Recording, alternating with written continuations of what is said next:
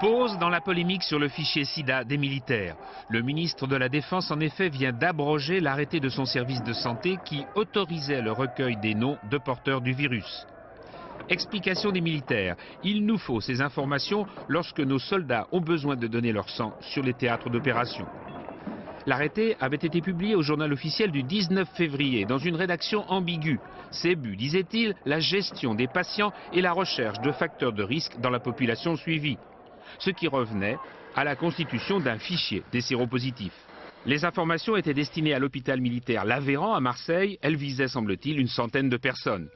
Le fichier, déclare le ministère de la Défense, a été mis en place avec l'autorisation de la CNIL, la Commission nationale informatique et liberté. La CNIL vient de préciser les conditions dans lesquelles elle a donné son accord pour l'accès au fichier. Son accès est strictement réservé au seul personnel médical du service.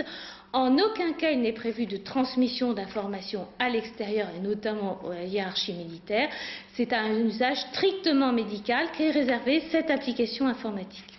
Le journal L'Humanité ce matin avait rendu public les protestations de 3 associations de lutte contre le sida. Ces associations dénonçaient l'absence d'anonymat de ce fichier en contradiction totale avec les consignes du gouvernement.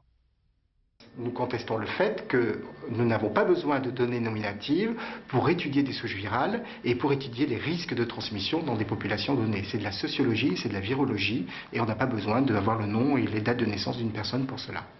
Satisfaction ce soir des associations. Une surveillance médicale du sida est possible, déclare-t-elle, dans le respect des libertés individuelles.